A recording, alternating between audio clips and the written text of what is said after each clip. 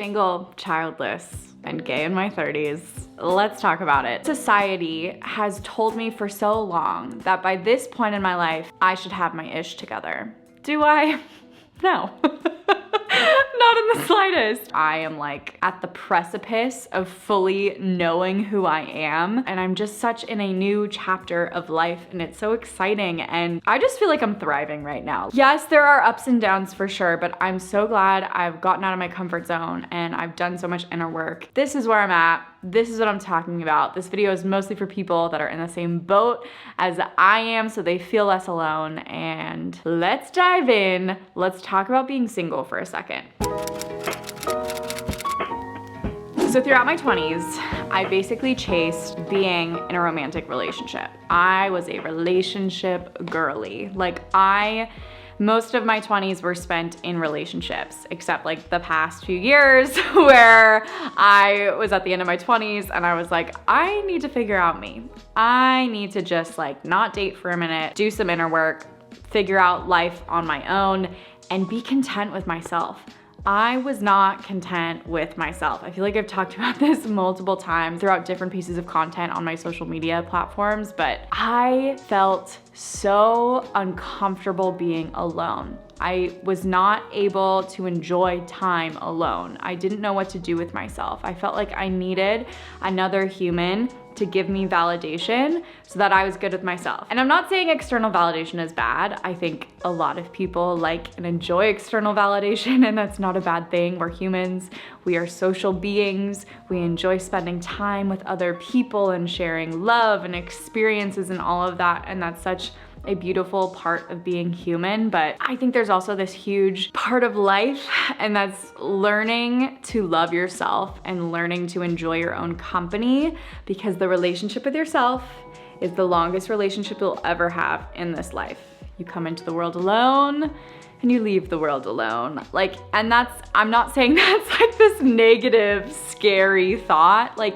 It's just reality. The longest relationship you're gonna have is with yourself. And I think that's such a beautiful thing. And I think there's so many narratives that you hear in society and from different people, and depending on how you grew up and all of that, there's this narrative that you have to love yourself before you can love someone else. And I don't think that's necessarily true. I think you can definitely love another person before you're fully in love with yourself and fully content with your own being. However, sometimes being in certain relationships or, certain people come into your lives, whether that be romantic or platonic, they can really validate you and help you see your own worth and just be on the healing journey with you so that you can see how great you really are. And I just knew I have a tendency to be codependent in relationships. And so I needed to nip that in the bud. And that's why I was like, you know what? We're not dating for a minute. We're gonna work on ourselves. We're gonna be content with ourselves so that we just figure out how to be more independent and content with ourselves and not relying on a romantic partner. And I'm so glad I did that. I know I keep saying this, but I'm so grateful I did that, and I dove into the inner work and I went to therapy, and I just feel so much more at peace and at ease, and I feel more grounded than I ever have. And yes, I am back on some dating apps and figuring out, just the dating world in this day and age, which is quite interesting. But I'm so content with my life, and I'm not at a place where I'm like, okay, I need another person to have this fulfilling life. I'm finally at a place where I feel good on my own, and I don't need another person to come into my life to make it better. I want to make it better by myself. I want to go experience things and do XYZ and just live life to the fullest. That can be with or without a partner. And I think that is such a great place to be at. I'm just so glad I am single right now. And yes, I would love to be in a relationship one day. And when that time comes, it'll be exciting. And again, there will be new experiences and new firsts and new beginnings and just all of the good things. Of course, there are always ups and downs in relationships, but a lot of new experiences are always fun and exciting. And I'm just glad that I've had this era of being single, especially when in my 20s, like I was just craving being in a relationship. And a lot of that was escaping my own sexuality and escaping my own thoughts and escaping myself looking in the mirror and being like, Kristen, this is who you are. Why are you running away from this? Now I have kind of an interesting story about that because I have kind of like two coming out experiences, but we'll get into that in a minute. So we love being single. And again, when I'm talking about like sexuality and being queer and all of that, I think it's such a gift to be single, and it's such a gift to really have this deep relationship with yourself. But at the same time, as a queer person, like it does feel very validating to be in a relationship and to have these experiences and to be like, okay, this is me, this is who I am, da da da. And so there's kind of like a back and forth pull with that, being like, oh, I love being single, but at the same time, I do want to be in this relationship. I do want this, like, yes, this is me. This is the validation I needed. There's that pull for sure, but we love being single right now. So the second thing is being childless right now. Now, I think about children, and I am in a place where I just am not sure. And that's kind of scary to say this online and to put this out into the internet, but I really just am not sure. And I think that's valid, and I think there are so many people who view things in a black and white way, and they're like, you should know or you shouldn't know. Like, you should know whether or not you want to have kids at this point in your life. But truly, I just don't know. For my entire life, my answer to the question, do you want to have kids, was always yes. I always pictured myself being a mom. I always pictured myself having kids, but I was also picturing this life through a heteronormative lens. I was picturing this life as someone who was the norm in society, and I'm not. If I were to have a family, I would be with another, most likely woman, as my partner, another sapphic human, and that's gonna be a different family dynamic, and that's gonna be different from what I pictured when I was like 5 years old. Like, I wasn't someone who just knew who I was since coming out of the womb. And a lot of that is because of society and conditioning and all of that jazz, of course. It's okay to not know. And I wish more people talked about this. It's okay to not know. And I see amazing people who have chosen to be childless, who are like my age or older, and who are like very confident and are like, nope, no kids. I do not want kids in my life. And I think that is amazing, because I think there are so many people who just have kids because that's what society is telling you to do, and you just are like expected to have kids, especially as a cis woman. Like, there's such a high expectation about what your life should look like, and like you should be producing children, and it's just a bunch of crap. Like, you do you. If you want that, do that. I think it's such a beautiful thing to be able to create this little being and take care of it and all of that. But like, if you don't want that, why would you put yourself through that? That sounds miserable. I think there are also a lot of people who do live in the in-between, and especially with like sexuality things and just like me being on this healing journey, so much of life is in the gray area. For so long, I thought that I had to like have all the answers, and I had to figure it out, and I had to be rock solid certain about what I wanted in life and what my goals were and da-da-da. And like, I'm still like figuring out so much of my life. I think with something as serious as becoming a mother, like, I'm so glad I'm like kind of putting that off. I'm doing my own, internal questioning. Like, is this something I want? Is this something I don't want? Like, I know I could do it. I know I could be great at it, but is this something I actually want? I'm figuring that out, and I don't have the answer yet to that.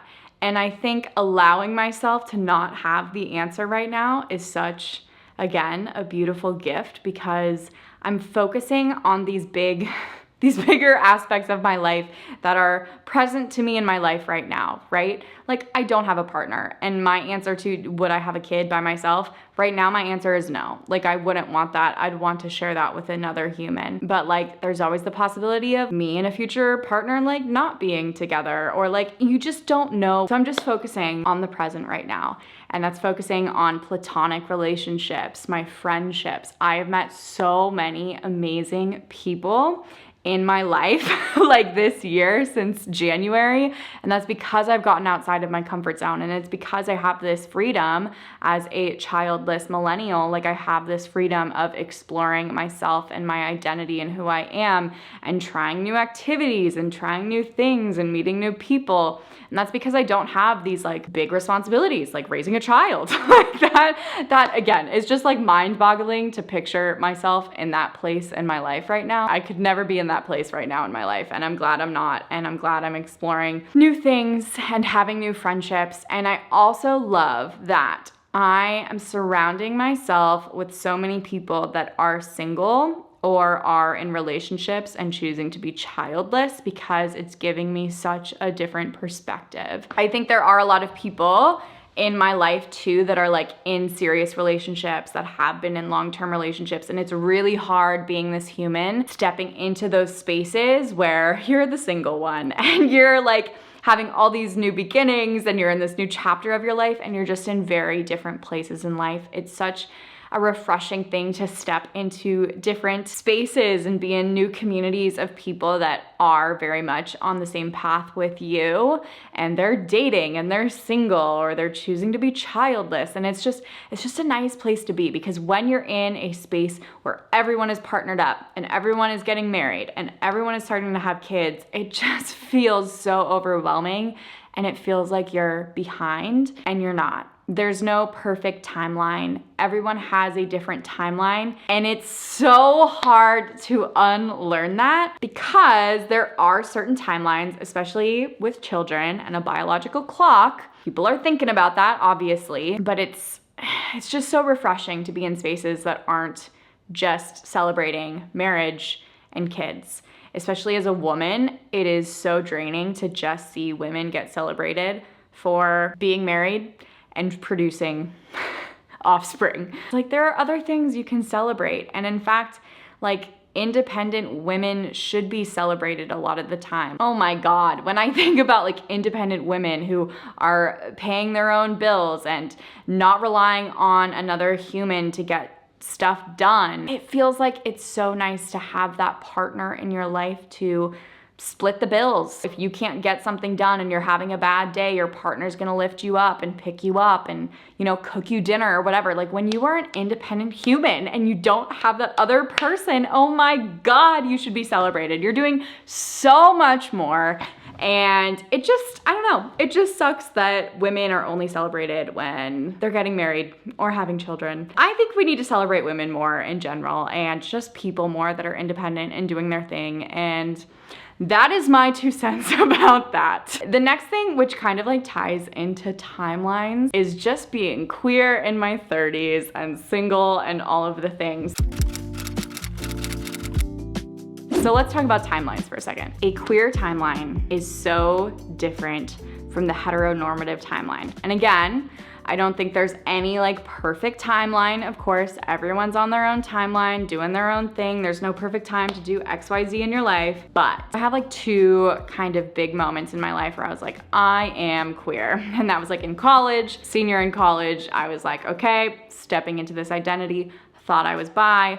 Went through a big chunk of my 20s thinking I'm bi, but mostly dating men. And then stepping into this new era since the pandemic of being like, not as bi as I thought. And really accepting this part of myself that I was like repressing for so long, and being like, okay, I thought I was bi for a minute. So like fitting the norm could be a reality, because I could be with a cis man and have the kids and the home and, you know, the normal life that we think of when America is like drilling this into our little brains as children in school, or at least that's how I thought of it. And so this queer timeline, like you have a second adolescence is what I hear a lot of people say they experience. Like when you come out again, it's like you're experiencing a second adolescence. And when I came out the second time, it was like, okay, I can't grasp onto this like possible normal life anymore. This like normal life, whatever the flip that means. I am now stepping into this identity of like, there is no turning back. I am on a different path from the majority of what people want for me, you know, or what people thought would be in store for me. And I flipping love it. But again, I just want to talk about being gay all the time. Like, that's all I want to talk about. When I'm like consuming media, that's all I want to consume right now.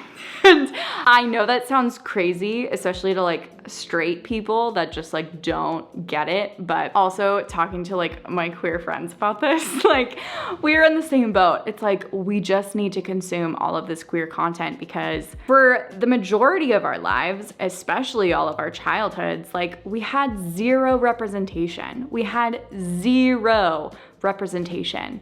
Like the first time I saw like actual queer people on a TV was like Pretty Little Liars and Glee in high school. That was the first time I ever really saw representation for me personally as like a kid growing up. When you don't see representation, like of course it's hard to put two and two together. Some people can put two and two together, and there was a good portion of people who could put two and two together and were like, yep, this is who I am, this is my identity. But the majority of people I know that are in my life right now came out later in life, like when they were adults, when they were not kids, when they were not in their teens. And I think that's such a beautiful thing. It's also gonna be interesting watching like younger generations finding their identities and seeing more people find it earlier on, because there is more representation out there. Like even in like the music scene, like there are so many queer artists now that, gonna be honest, are around my age or younger that are very out and like only make queer music and all of that. But like I didn't have that. I did not have that growing up, like, or it was just not accessible to me. It wasn't well known.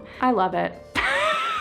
I love where I'm at right now. And again, there are so many new experiences and like finding community and finding people to connect with and like going on dates again. Like it's so different dating non-men.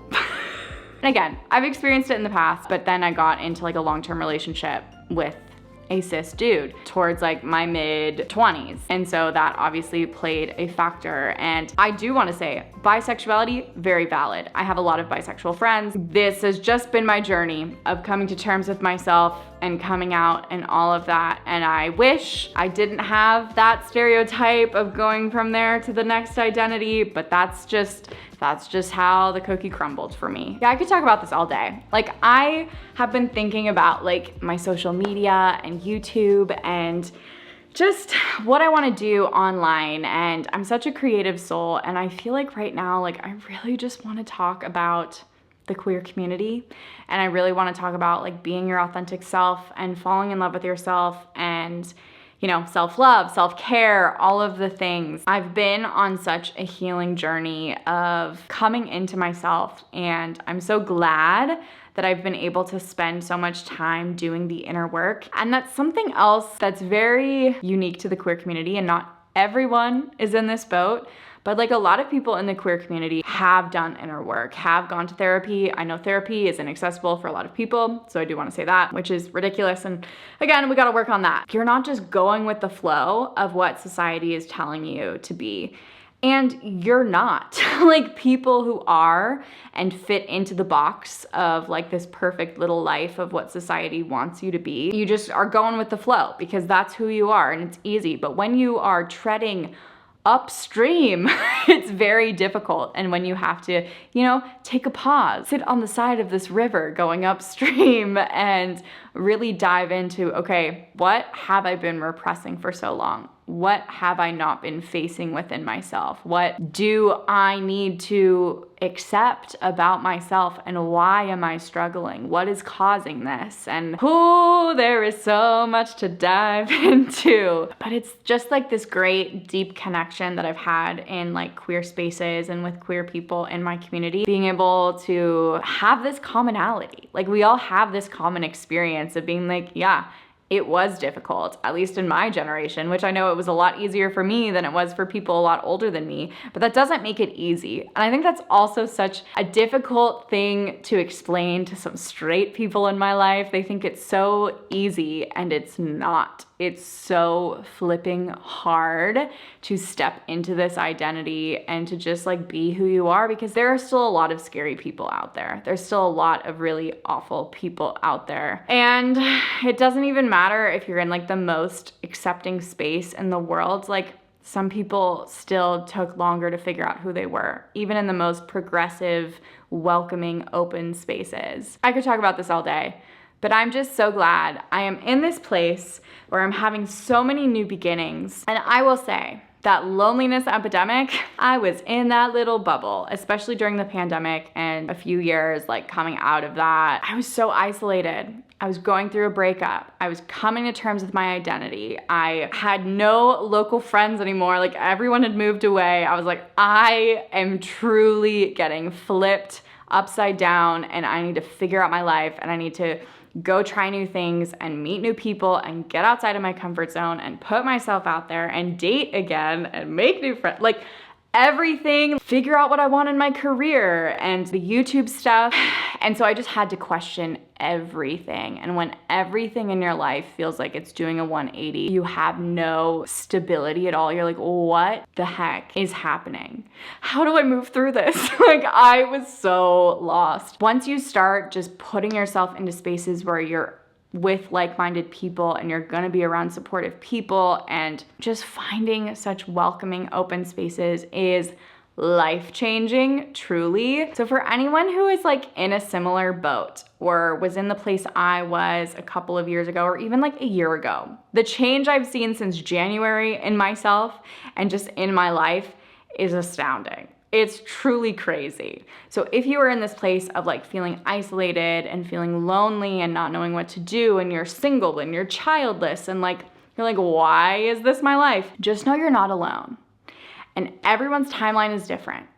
And yes, it's so important to just rip off that Band-Aid and put yourself out there and try new things and get outside of your comfort zone, because I have experienced so many good things because I've gotten outside of my comfort zone. I think being single and childless in your 30s is flipping amazing. Like, and again, maybe I won't be childless later on in my 30s. Like, who knows? Maybe I won't be single later on. Like, I am actively dating right now. So who's to say? But I think it's such a gift to be able to focus on yourself and figure out who you are, figure out your wants and your needs and what you really want out of life. This is the time where I've really stepped into myself and I've figured out what I want as an individual. And I've been able to be content with myself by myself. This feels a little bit like a podcast episode, so let me know if you want like other chats like this, but I hope you just know that you're not alone and it's such a gift to be single and childless and just to focus on yourself right now. So I am so flipping grateful. I have like a gratitude practice in my journal most mornings where I'm writing down things I'm grateful for. Like I have a whole list and it just sets me up for the day. So just know you're not alone and it's such a flipping gift to be in this place. But also it's okay if you don't want to be in this place and you know where you want to go and you have those goals and you have these things you want. Just know there is no perfect timeline. Life is always going to throw you a curveball. My life is nothing like I thought it would look like even a few years ago. And I'm also so grateful for that because I'm so much happier now. Stay tuned. If you want more chats like this, let me know and I'll see you in my next video. Bye guys.